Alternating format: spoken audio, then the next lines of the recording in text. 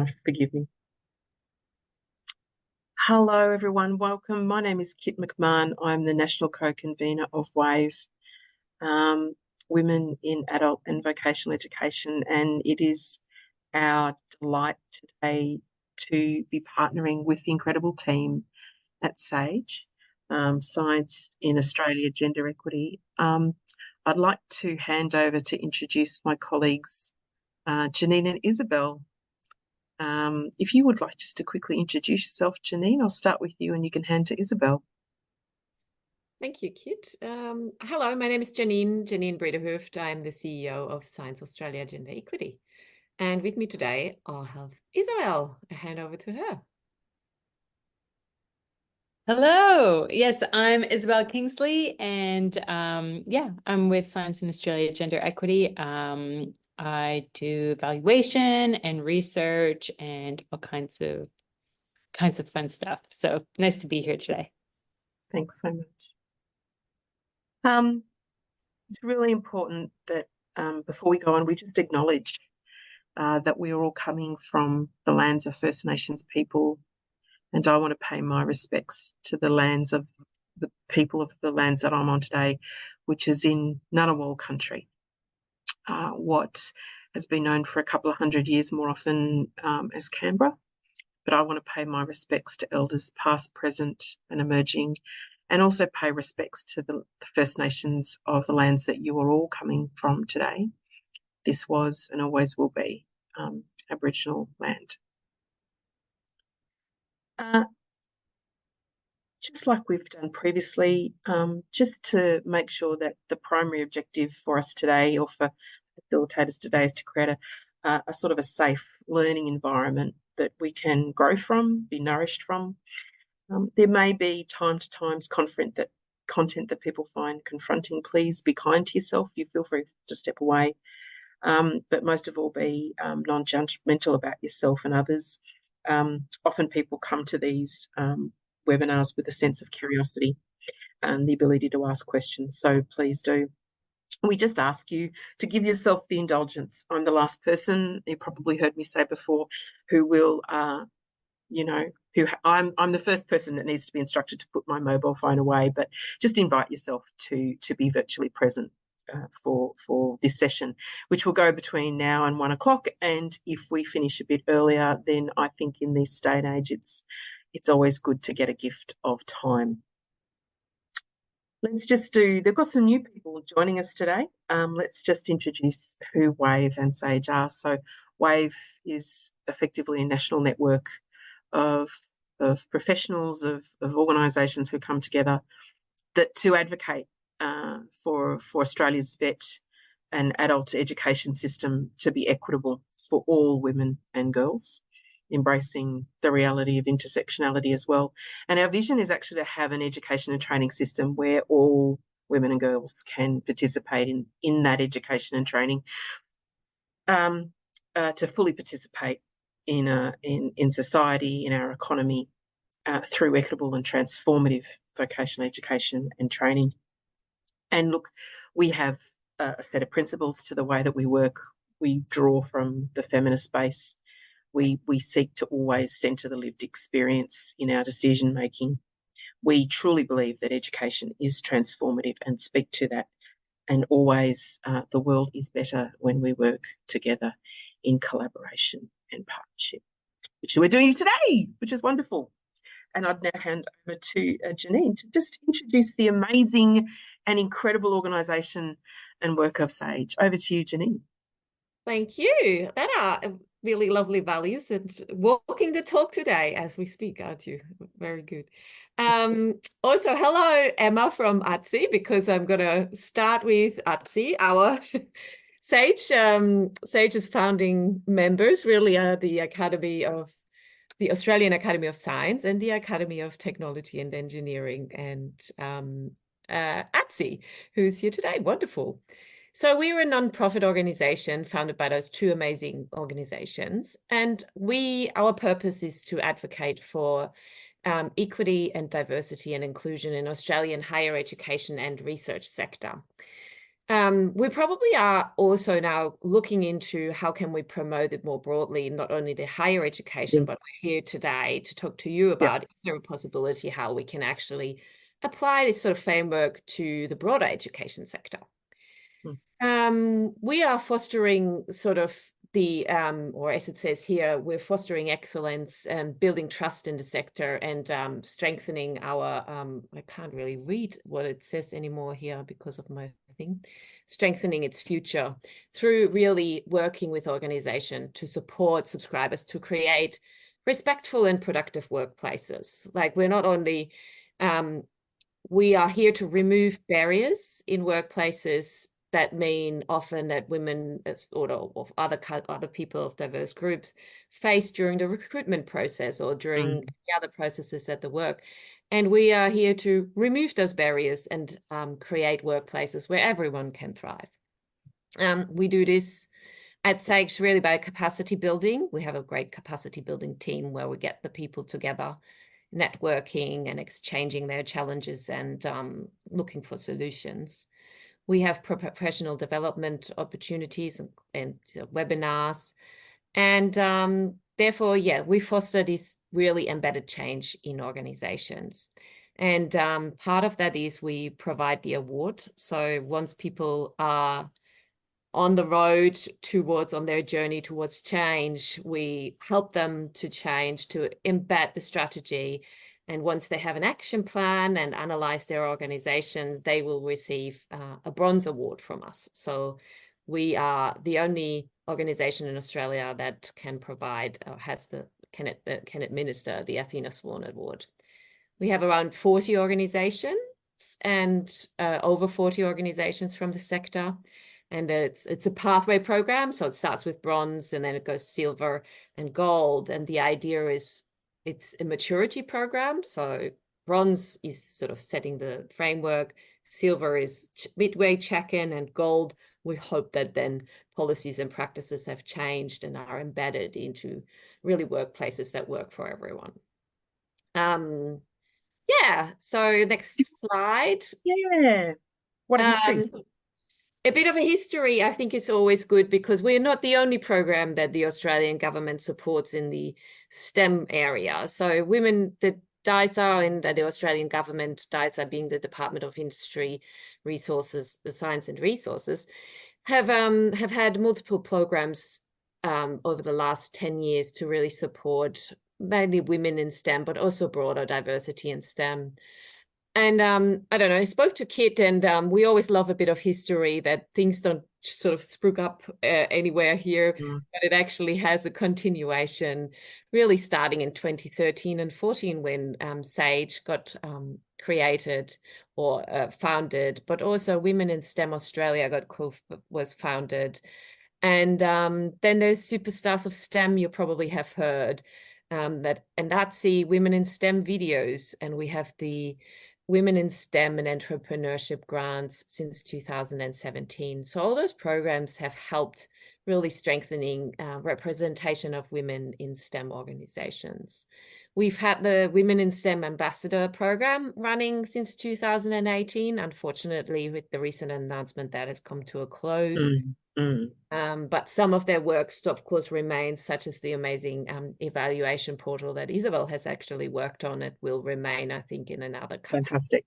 Yeah, really good. Of course, there's Deadly Science, was founded in 2018.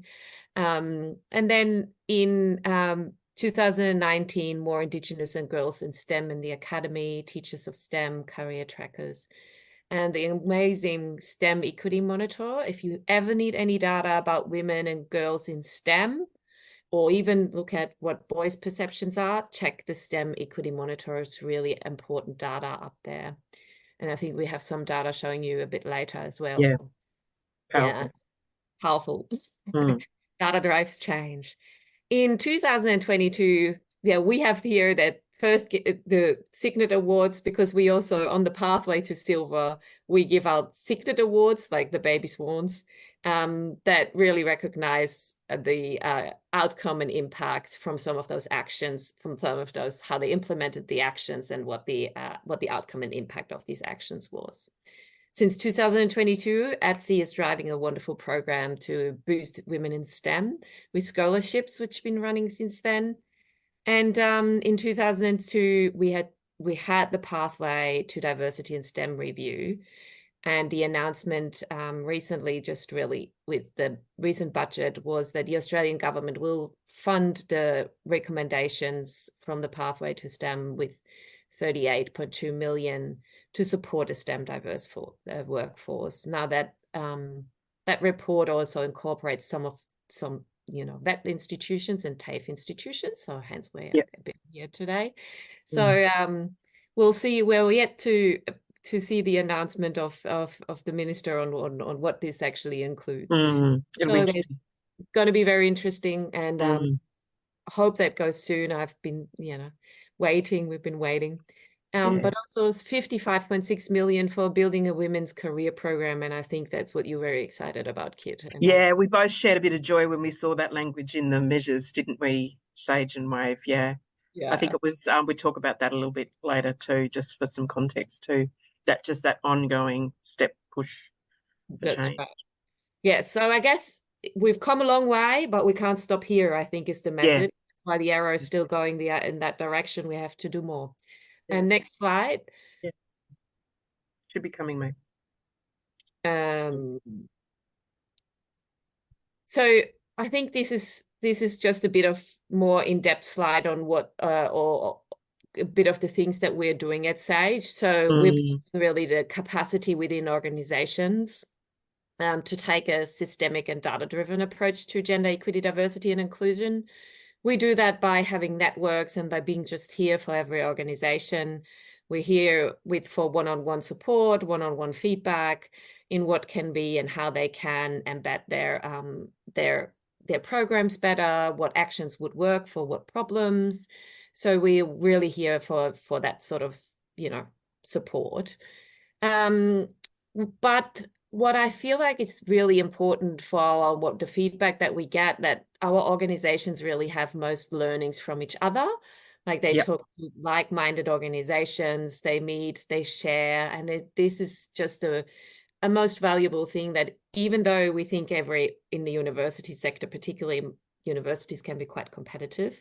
However, in our networks, they really share, they really work together, and they really try to make it better to really create workplaces for everyone to thrive in. We really don't want to fix women. That's one of our major things, the major problems. We want to fix the systems.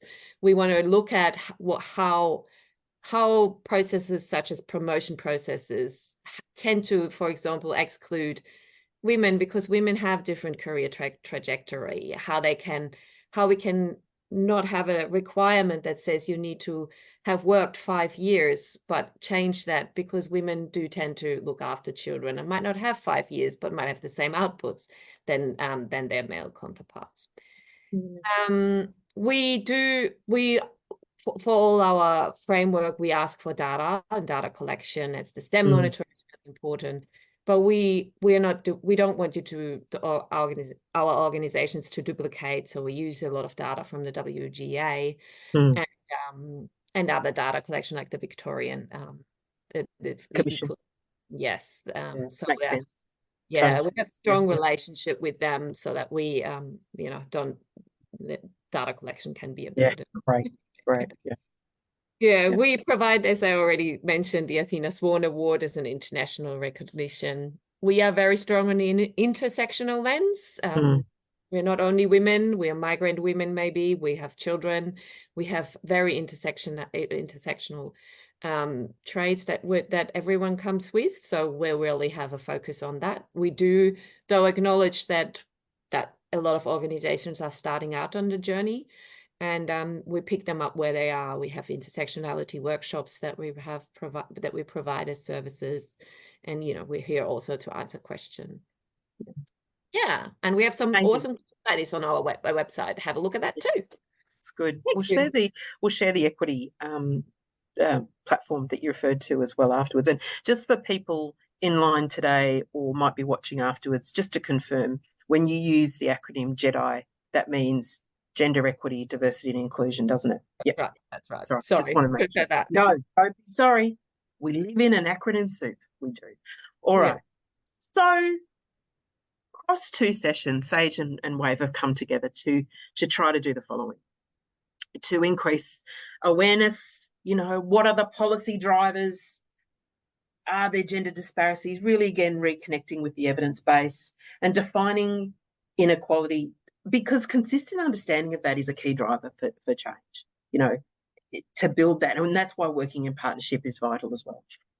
We are going to take a moment to land in the space what we mean by intersectional inequity, but we're also hoping to drive from this webinar, from our work and beyond, an interactive discussion. So feel free to share your thoughts as we discuss today, either through the chat or bring yourself off mute.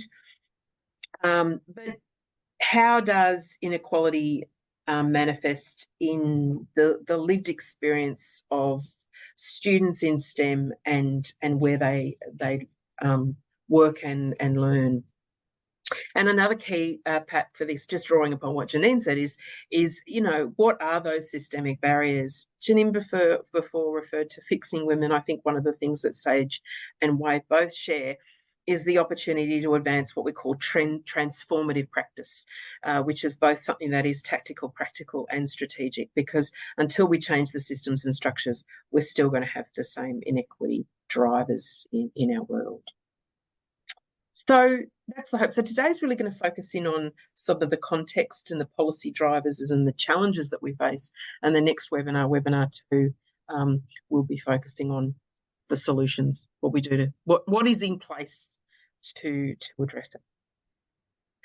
So look, before we begin, let's just land ourselves in some common language. And I appreciate many on this presentation or webinar today, and those following might already know this. And to those people, I say this is just an opportunity to reconnect with these core concepts. So I think you can never be reminded enough. But for those that might be new to it, I hope you find the way that we're describing this helpful and accessible as well. Now, this is an often used metaphor to really describe the difference between terminology of equity and equality. So the metaphor is people looking over a fence. Inequality, even though we recognise that people might have different capabilities or different characteristics or intersecting characteristics, you give people the same resources. We don't modify the resources to accommodate the different barriers that people face, and sometimes this can, in education, this can present itself in the form of grants. There's one grant to rule them all, and you've got to apply through the same process. I don't know about anyone here, but I find grant processes quite complex, and I've got 3 degrees. So what's that mean for people that don't have that education? So that's the sort of the idea of equality. Whereas when we take an equitable point of perspective, what we're actually doing is recognising those differences. We're providing different tailored supports for people to overcome the barriers, in this case, the fence, to watch the sporting match. When in fact the reality is that there is privilege and power in the world. And this privilege and power is systemically and structurally embedded, and it's the embedding that's occurred over time because of repeated, consistent and non-challenged behaviours, norms and stereotypes that build up over time into our policies, our funding, our budgets, a whole range of things. So we use both equality and equity to address that. But really, let's be honest, what we're all aiming for is actually justice. When those structures are completely moved and those barriers are completely moved, well, that's actually the goal. And I don't know about you, Janine and Isabel, but often the words equity and equality are kind of intermingled. But let's be clear again, that equality is really, it's the outcome. Right, that's really what we're aiming to. That it's the state of being equal with the same rights. And we know, of course, that that's not the case. So we use equity as a form of process. Now, I understand from people, my colleagues that work in international development, but the use of the term equity is something that's quite prevalent in Australia, and particularly, I believe, in Victoria, that internationally you'll hear more of the use of the term equality than equity. And I think that's just because we live in a privileged state. We live in a privileged country where we are able to have this nuanced discussion. But look, equity is about understanding the fairness in distribution and resources. And then, of course, where we really want to go to is this idea of intersectionality. Often we see, don't we, Janine and Isabel, in education policy, the use of cohorts. I was even in a meeting today where there was a discussion of cohorts. You know, there's the First Nations bucket. There's the bucket for women. There's people with disabilities. When in fact, the reality is that people are not one thing, are they? They are not one thing. And that's what the theory of intersectionality recognises, that it's a framework, a theory, a prism, a lens to understand that identities in relationship, there are many identities in relationship to power. And there's, as I said, there's no one thing. But actually what we need to do is we actually need to do work that unpacks all of those barriers that come together. But also intersectionality lets us understand that in one person we might have different privileges and power. You know, the great quote here, you know, it all comes from the great work of Kimberly Crenshaw, that you know, we can recognise that people's lives are shaped by the colour of their skin, by their abilities, but also by their identity, the relationships, the social factors, and at its best, that's actually what we are coming together to do in this work. So when the solutions come about, we're really trying to unpack these as well. And this is from a great resource from 22 from UN Women. I actually think it's one of the best toolkits I've ever come across when it comes to intersectionality. It's really clearly written. But this beautiful image of those different layers that people carry. So, you know, when we apply this intersectional lens, we're leaving no one behind. Because the truth is, if we just talk about women, when we talk about women, implied in that is the fact that some women have it better off than others. You know, I'm a white, middle-class, highly educated, permanently employed, superannuated. You know, we need to recognise these privileges and the power that we hold. It's inclusive, it's responsible, and it's the most sustainable way to do. And it's actually the lens that will enable us to understand where the resources need to be applied when we do equity.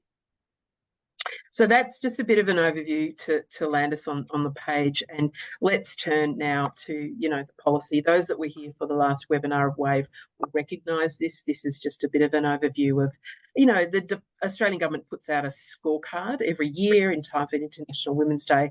And this was the one that was released. And really it puts forward just that basic of data about the status of women in Australia and on a range of indicators: economic, social, health, work life, family life. And you know, the University of Melbourne has released some fantastic more evidence today about household labour burden, which is really beautifully disaggregated between the binary, men and women, on their perceptions of that as well.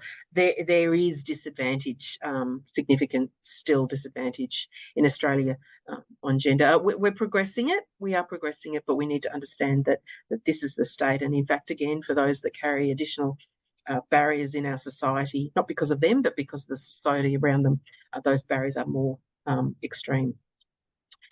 We are at a moment, aren't we, Isabel and Janine, I think, where we have some opportunity to act. And I guess this is sort of the policy environment that we recognised. There is no doubt in my mind that when the ALP published their election platform and there was you know, an enduring commitment to equality in that, you know, leadership does count. And this was the moment of that when I saw that written down, and I do read all of them. You can see that transferred. So now we have policies in this government that have been realised. Gender responsive budgeting was used for the first time in the 24-25 budget. You know, if you put a cabinet submission up, you got to have a gender responsive budgeted plan attached to it. And that's going to change the way that money is allocated. You know, the Women in Economic Inequality Task Force, you know, 7 recommendations and the economic case about why they need to be addressed, which, you know, is feeding through. We had the gender equality strategy also too on the 7th of March, 5 priorities on foundation, and absolutely names gendered attitudes and stereotypes, and has very specific items in there in the education and training space. But when it comes to the skills area, there's a few key things. Janine mentioned before in her overview about one of the measures that SAGE and WAVE were both excited about, and that was a measure called Building Women's Careers, which is absolutely listening, I think, to the advice and the advocacy around stopping fixing women, that we need to do work to change the demand side and the drivers internally within industry and organisations. And it is a change. You can see the change moving forward. And I think I was blown away. 55.6 million over 4 years is significant, but probably what blew me away is I started to see feminist ways of working in the language, and that's the inclusion of women's organisations. So every feminist practice that you ever do, international development or wherever, you include women's organisations in the work, because the hands down evidence is that's what's changed the game. And there's absolutely this language in there. And that's still being worked on, how to feed that through. The pathways to diversity in STEM, and Janine and Isabel, I know that you are completely across this, so you might want to add value to this comment here, but that was what's called the HUSIC review, but it has recommendations around improving government coordination and leadership, a really strong commitment to eliminate workplace bullying, and we're seeing that, in the higher education code. We're seeing it come out, this piece, in the ASQA standards. They've got RTO standards around reducing sexual harassment for students and staff. So that's feeding through, and even the outcomes of a recent House inquiry into VET has a very strong recommendation on that. It talks about lifelong learning and valuing diverse knowledge. Is there anything else you wanted to say about that, Janine, that from your perspective of SAGE on that HUSIC review? Sure. I think the key you mentioned before is that the recommendation is to put a sort of that strategic, holistic lens on the program. And, their key message that also was, we need to fix the system, not the people. So the measures that are supported are really, I guess, wanting to change a bit towards, yes, we need, not to diminish that we need scholarships, because we do. Often we see maybe that people who have scholarships are in, are entering departments and engineering departments. I'm just saying this now. But then the culture there might be still very masculine and very unfriendly. So they are not being retained. So we see retention is a problem. We can attract, but then how can we retain girls, women, studies?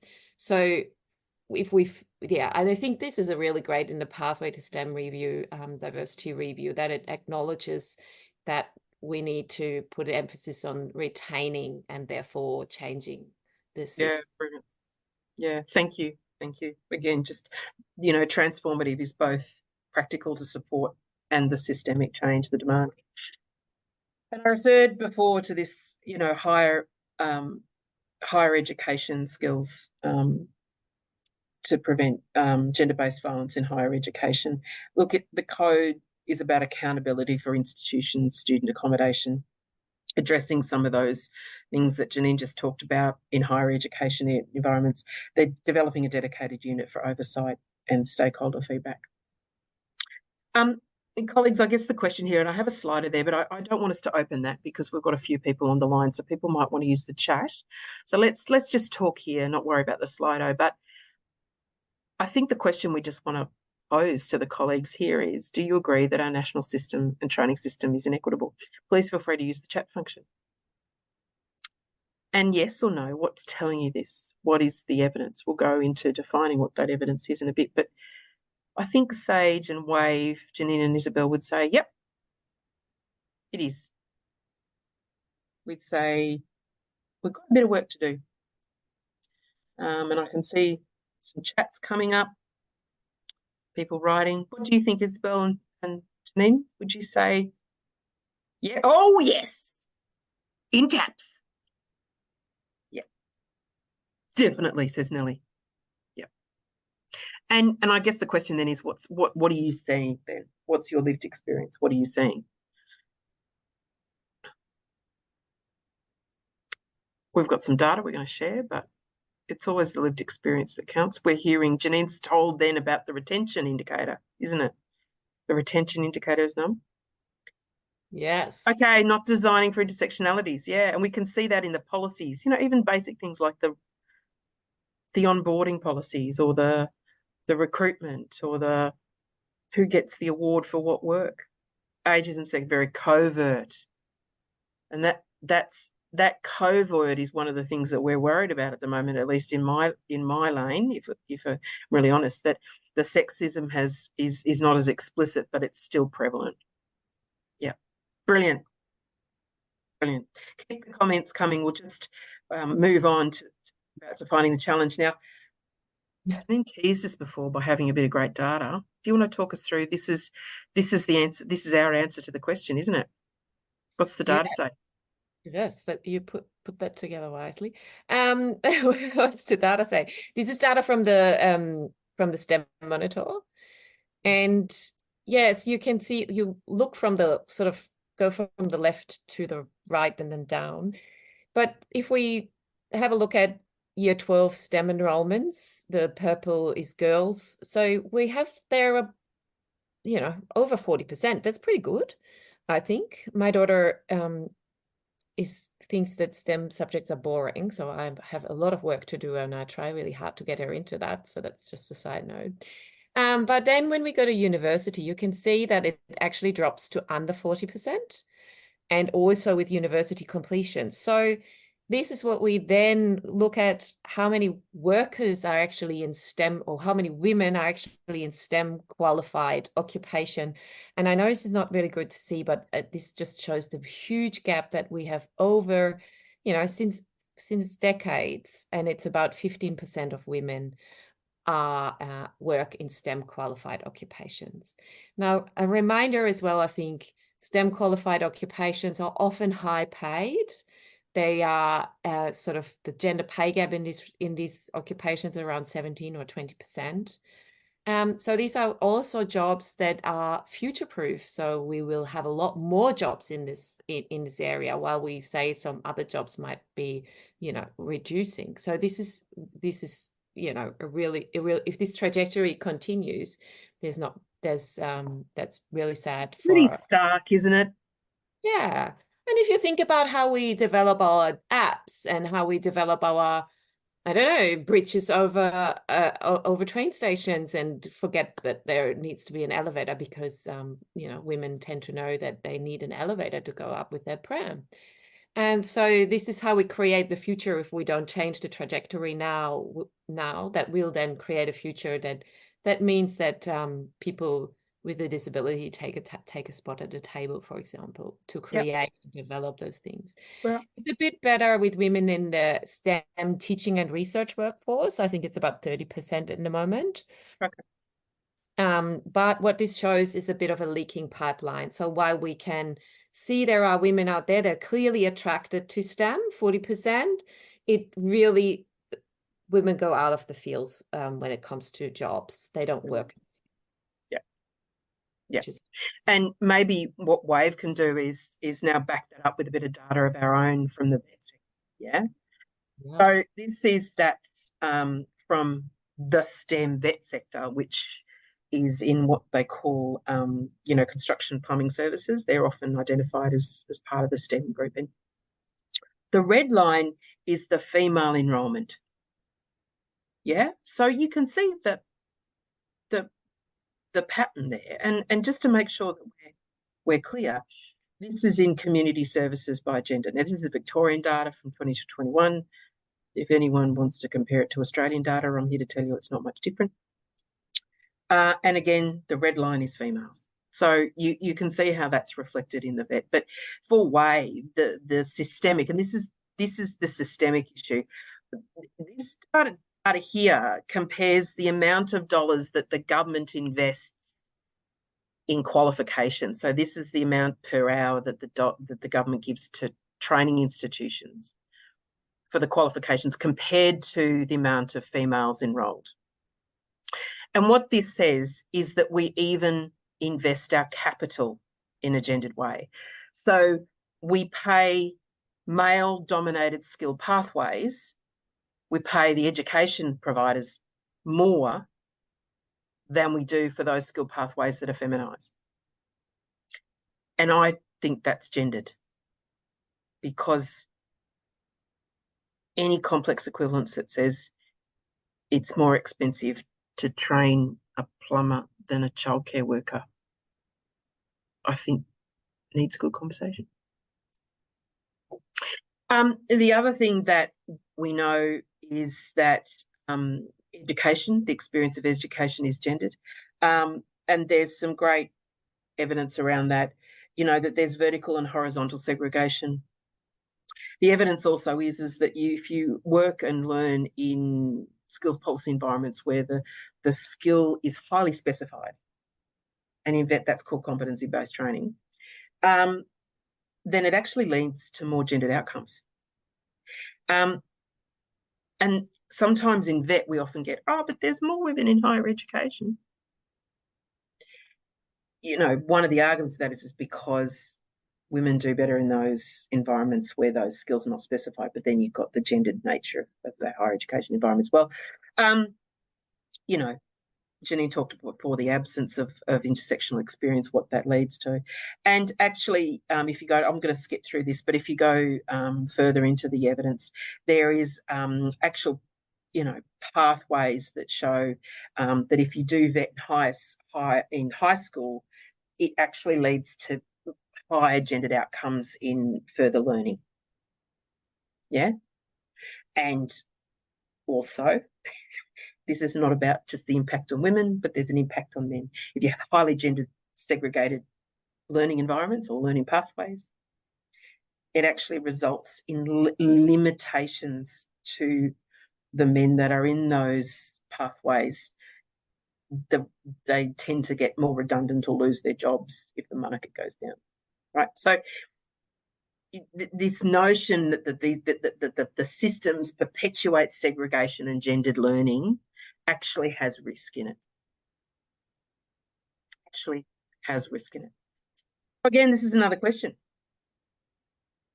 What do we need to know more about then? We've given you a bit of data there. Please feel free to answer in the chat. Janine, if you think about that question, what do we know about learning journey and the experience of STEM students from what you shared and from what your work is? What have you learned, and what do you want to know more about? I was just going to say that that's a really good question, and I think we do need to know more about exactly that, because I don't know much about it. Like, I know that 20 years ago, there were no female toilets in engineering buildings. So right. That, women were. Right. I think I've been focusing a lot on the workplace experience now, so that I'm like, actually, let's study this. And we need the experiences from these people in order to really understand more about it. Yeah. I think from mine, what we've seen from international research is that in VET and adult learning environments, and the research that I look at is very much targeted around the VET experience, is that the learning environments, because of the gendered nature, do reinforce the stereotypes in those learning environments, and that sort of becomes a self-fulfilling prophecy, right? With another hat on, with another group called Tradeswomen Australia, there is very much a gendered learning environment. So learning about how we can adapt and evolve those learning environments for stronger outcomes. And when I talk about our learning environments, higher education has the same. It's not only in the classroom, it's also in the workplace as well. Which for STEM, I think STEM higher degrees are incredibly vocational at times. Lab work is incredibly vocational, isn't it? Medicine is incredibly vocational as well. Welcome anyone else's comments, but of course the question now is, well, what are the real world barriers that people have seen that lead to inequity? We've talked about capital expenditure. We've talked about the design of learning environments. We've talked about, people have made mention of sexism, of the ageism. You've talked about, Janine, the retention. I'm just wondering, because we're coming up to our final sort of slide now as we close, what people have seen as those real-world barriers. I find it really interesting that we put in newspapers when people who are older get PhDs, you know, that somehow if you're an older person, that's something that's not available to you. That's how special that is. Sibylla, you said we need to understand the conditions and supports that are required to support women and non-binary people. Agree. And how that affects pedagogical practices too. You know, how we set up our learning environments. Infrastructure, yeah. I think one of the assumptions, for instance, in the building trade that we have is often you've got to work from 7 in the morning till 4 in the afternoon. But if the burden of care is held by women, that just wipes out a lot of your potential apprentices as well. A few nods here. So, colleagues, what we've tried to do today as I bring it to a close, if there's, please feel free to keep chat. Culture within the learning environment, absolutely. And the assumptions that we bring as educators, I don't know about in higher education, but one of the things that happens in VET is you're qualified to teach in VET if you come from the industry. But of course, the concern is you bring the culture of that industry into the learning environment as well, particularly when industry skills is positioned higher than educational pedagogical practice and skills as well. You know, how do we reinforce those assumptions that we bring from the industry? How do we change them? Yep. And if anyone wants a deeper dive into that, the WAVE webinar we previously did on pedagogical practices might be worth a look. So hopefully what we've done today is gone through sort of the challenges and a bit of the background about the organisations that are in place to try to support change, particularly our friends at Sage in higher education. We've kind of tried to define what equity, equality is and intersectionality and what those shared principles are, and then looked at some of the data around the challenges that we face and what some of the policy drivers are. Of course, what we haven't gone in today is the evidence around perpetuation of workplace gendered violence, of pay and conditions, which of course are also contributors. Contract labour is one of the things. Short-term contracts, particularly in feminised industries, is one of the things that perhaps perpetuates that inequality to return. But working with GEDI, Janine, you would absolutely see that in your work. At this stage, when we share lots of data, people can kind of go, it's all a bit hopeless. The good news is, the next webinar, we're going to go into the solutions.